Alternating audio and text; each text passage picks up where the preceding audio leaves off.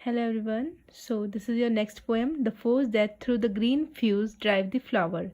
Okay. So through the title you can understand the theme of this poem. You should read it again. The force that through the green fuse drive the flower. यहाँ force का मतलब किससे है? एक power से. ठीक है. Force यहाँ पे वो किसको बोल रहा है? भगवान को बोल रहा है, भगवान की पावर को बोल रहा है. ठीक है.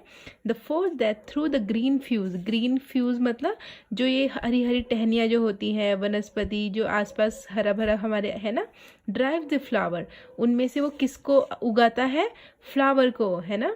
कैसे जो एक फूल होता है वो अपने आप में एक चमत्कार है ना, कितना सुंदर होता है, कितना कितने कलरफुल होते हैं फ्लावर्स अलग अलग तरह के, है ना. तो उन सब का जो क्रिएटर है वो कौन है? गॉड है, भगवान है ना. तो उसी की शक्ति से एक जो ग्रीनरी होती है उसमें एक फूल जो है वो उगता है. ठीक है. तो डायलन थॉमस इस पोएम के थ्रू हमें वही बताएंगे कि जो ईश्वर, जो भगवान एक फूल को जन्म देते हैं, फूल को उगाते हैं अपने शक्ति से, वही उसकी जिंदगी को, यानी कि हम सभी मनुष्यों की जिंदगी को भी ड्राइव करते हैं, मतलब चलाते हैं. ठीक है.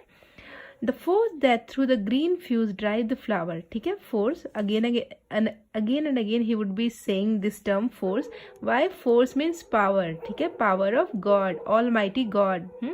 Almighty सर्वशक्तिमान. The force that through the green fuse drive the flower, है ना. वही फोर्स, वही शक्ति जो कि इस पूरी वनस्पति से या पूरे हरे वातावरण से एक किसको उगाती है? फ्लावर को उगाती है, एक पुष्प को उगाती है. Drives my green age. Green age का मतलब यहाँ पे किससे है? यंग एज से. ठीक है. ड्राइव्स मतलब चलाती है मेरी इस युवावस्था को. That blast the roots of trees, है ना. ये वही शक्ति है जो किसको उगाती है धरती पर? पेड़ों को उगाती है. Is my destroyer. Very important line. ठीक है. जो शक्ति मुझे ड्राइव करती है, चलाती है, वही शक्ति मुझे नाश भी कर सकती है, ड्राइव मुझे डिस्ट्रॉय भी कर सकती है ना. And I am dumb to tell the crooked rose my youth is send by some wintry flower, है ना. देखो यहाँ पे एक कंपैरिजन हो रहा है, बहुत ही अच्छा कंपैरिजन है. क्रुकड रोज मतलब एक ऐसा रोज जो कि क्या हो चुका है? क्रुकड का मतलब होता है धोखा देना, रोज मतलब गुलाब. एक ऐसा रोज जिसे उगाया गया पहले, फिर उसे धोखा दिया गया, किस तरह से वो मुरझा चुका है ना. तो क्रुकड रोज से कहा जा रहा है. Is my youth is send by some wintry fever.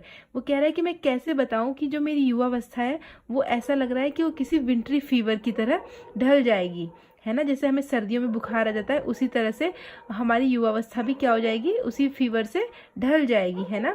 Means youth period is very transient, है ना. ट्रांजिएंट जो बहुत ही कम समय के लिए होता है.